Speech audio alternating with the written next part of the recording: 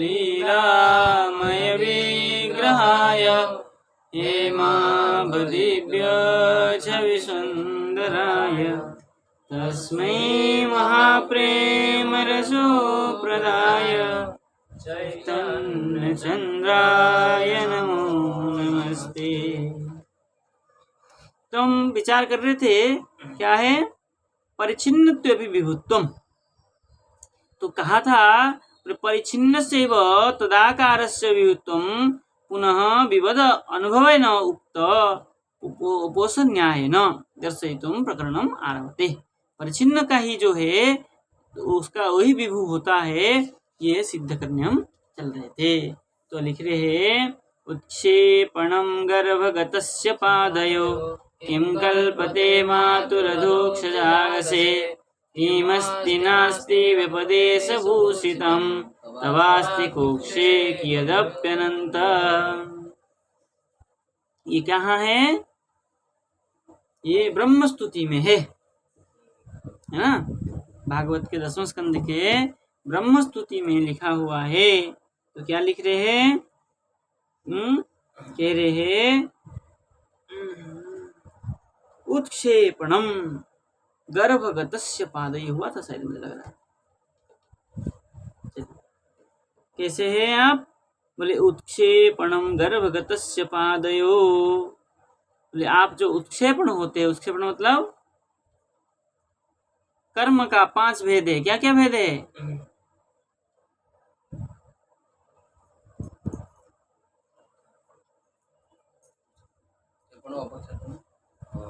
आकुंचन गमनानि पंचकर्माणि, है ना। ये उत्क्षेपण केस की क्या है? कर्म है। उत्क्षेपण बिखरना, अपक्षेपण समेटना, आकुंचन आकुंचन भी समेटना है, और प्रसारण फैलाना। तो चारों तो एक जैसा हो गया।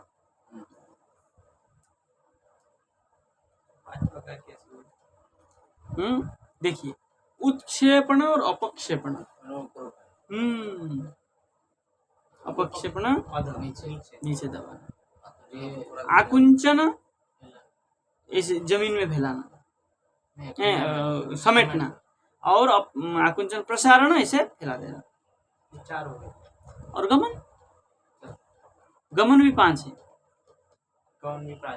हाँ वो अलग है, लेकिन यहाँ गमन 5 को गमन से ही माना गया। ठीक है ना। तो ये जो उत्क्षेपणम गर्भगतस्य पादयो, गर्भगतस्य पादयो हो क्या है? उत्क्षेपणम। गर्भगत थे, कितना छोटा है गर्भगत? गर्भ में जो बालक रहता है कितना छोटा रहता है? प्रारंभिक कैसा भी हो छोटा ही रहता है गर्भगत होने पर। लेकिन वही व्यक्ति जो बाहर आता है तो पाद जो पैर में चलने लग जाता है तो क्या हो जाता है? उत्क्षेपण बड़ा हो जाता है। तो कहने की तात्पर्य क्या है? परिच्छिन्नत्वेपि विभुत्वम। जैसे बालक गर्भ में परिच्छिन्न होते हुए भी बाहर आके बड़ा हो जाता है, उसी प्रकार आप परिच्छिन्न होने पर भी विभु है। बोले मातुहु अधुक्षज आगसे किम कल्पते।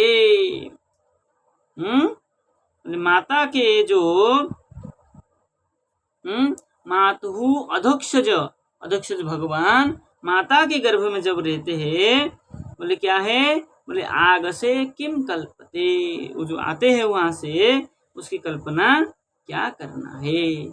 बोले किम अस्ति नास्ति व्यपदेश भूषितम। उनका जो व्यपदेश है, व्यपदेश मतलब उपदेश, उनका जो उपदेश है वो क्या है? किम अस्ति नास्ति, क्या है और कहाँ नहीं है, उसका विचार नहीं कर सकते। बोले इसलिए बोले अनंत क्या है? कियद अपि अनंत तव कुक्ष है अस्ति। हाँ, कितना भी आप जो ब्रह्मांड है, सब आपके हाँ, आपके अंदर सब विराजमान है। कुक्ष है, कुक्षी में, गर्भ में अनंत कोटि ब्रह्मांड आपके विराजमान है, क्योंकि भगवान के एक एक लोमकूप में अनंत कोटि ब्रह्मांड का विराजमान है। ठीक है ना। अतः सर्वस्य तब कुक्षिगतत्वेन, सब कुछ आपके कुक्षिगत है होने से, ममापि तथात्वात्, मैं भी आपके ही कुक्षिगत हूँ। ब्रह्मा जी कह रहे, हाँ, बोले कुक्षिगतत्वात्, बोले मातृवद अपराध षोडव्य, मैं भी आपकी कुक्षी से हूँ, क्योंकि मैं आपकी कमल, नाभि कमल से उत्पन्न हुआ हूँ, तो आपके गर्भ से उत्पन्न हुआ हूँ, इसलिए मातृवद अपराध षोडव्य, माँ जैसे बच्चा का अपराध क्षमा कर देती है, ऐसे ही मेरा भी अपराध क्षमा करिए। भगवान ने ब्रह्मा जी को क्षमा नहीं किया,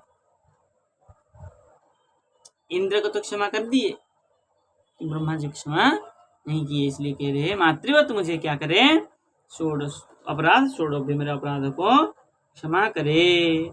बोले किंच विशेषतस्तु तत्व जन्म प्रसिद्ध इति, बोले विशेष भाव से तत्व आपसे ही मत जन्म, मेरा जन्म जो है प्रसिद्धम इत्याह, ऐसा प्रसिद्ध है, ऐसा कहा। क्या कहा,